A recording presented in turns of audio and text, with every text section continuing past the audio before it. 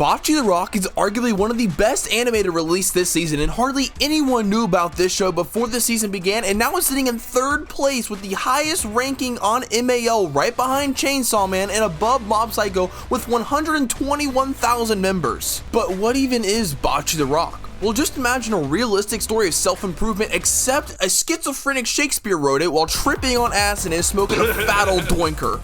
That's basically Bocchi the Rock. This story follows Bocchi, who has struggled with stage 3 terminal social anxiety her entire life, but heard about someone making friends and becoming famous that used to be just like her by joining a band, so she picks up a guitar to attempt to be just like them and show off at her middle school festival. Except 3 years later, she's super talented and can shred like the Office Shredder, and in high school and still has no friends, no band, and has never performed in front of a person, but she does have 30,000 subscribers for her covers she posts online. She tries her best to break the ice using band CDs, wearing merch, and requesting music on the school intercom.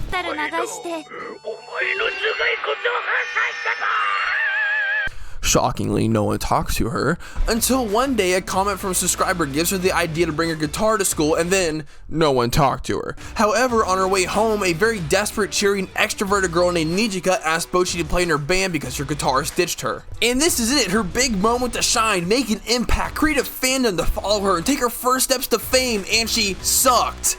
Despite their horrific performance, they stick together and form a band named the Zip Tie Band, and we now watch as Bocchi and her new friends try and become rock stars, but first, Bocchi has to conquer speaking, which sounds like a super normal sounding anime with a super normal sounding premise and plot that could hit super close to home to a lot of people that have struggled with social anxiety and making friends and lacking confidence in themselves, and it totally would have been this super normal anime if our drugged up Shakespeare friend wasn't the one writing this story. This wholesome show has been paired with some of the most over-dramatized reactions from Bocchi in her times of panic that are shown by some of the most equally insane scenes I have ever seen in anime, ranging from literal claymation to a visual trip on your screen. And these bizarre scenes not only catch you off guard every time because you never know what you're going to see next, and what you do see is literally the last thing you would have thought to see, but also provide the oddest sensation of humor I've ever felt from an anime. But these scenes being paired with a very vanilla slice of life style show makes this really awesome blend of odd humor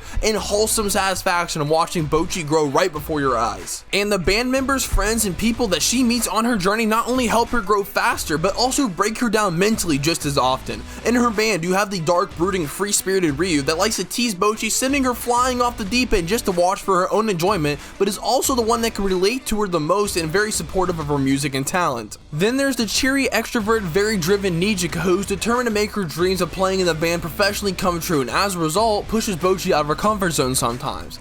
Then there's the super popular, even cheerier, even extrovertier Kita that shines so bright and that even the thought of some of the things that she does is enough to set off the ticking time bomb that is Bocchi. Then there's Hiyori, who's an alcoholic bass player in a band that's already established that takes Bocchi under her wing after realizing the talent that she possesses and tries to push her past her limits so that she can grow and become even more confident in her playing. And you may have realized that this show has a very diverse cast of quirky, zany characters that is arguably just set up for Bocchi's demise. Every episode there are actions that each character does that has an equal and opposite Bocchi breakdown effect as the end result, but my god does she not learn from these actions. We get to see her grow and get a job and take customer orders. We see as she gets more comfortable talking to people around her, voicing her opinion. We get to see her approach strangers and sell her concert tickets. We even get to see as she gains more confidence in her playing as she goes from playing in a box on stage to opening her eyes to taking the lead and bringing her band out of their rut in the middle of their concert, which looking back at episode 1 are huge steps forward from literally not speaking to a single person for the first 9 minutes and playing in her closet. And despite what I've said so far about this show, this slice of life anime feels like it's actually a slice of someone's life. Sure, it may be over dramatized and look like a trip on the screen, but I wouldn't be surprised if the author Aki Hamaji actually struggled with social anxiety and confidence in her work at some point in her life. It just feels that real. Like anyone could probably relate to Bocchi at some point in their lives. I even relate to her. I stick to myself not venturing out to talk to strangers and really struggle to do it sometimes when I need to, and I hate speaking in front of others.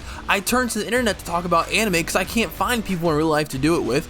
Also, when I would play soccer, there was a time when I wasn't as good as others others and lost my confidence in myself and was pushed forward and regained it and went on to become an all-state player. And because of these experiences, I know how Bocchi feels in these moments, which is why her breakdowns look the way they do, is because that's how you feel in that moment. If you're really introverted and have to socialize too much, you just feel tired. Messing up in public makes you want to curl up and die, and thinking about how you acted sometimes makes you cringe and want to bash your head in. So basically, if you want to watch the most realistic anime about social anxiety and lacking confidence that has ever existed to date, that just about anyone could relate to, that gives an amazing blend of odd humor and satisfying character growth, then you have to check this out. But I hope you enjoyed my review of Bocchi the Rock, and if you did, make sure you like, subscribe, it really does help me out, and let me know what you thought about the show down below in the comments, and I'll see you guys in the next one.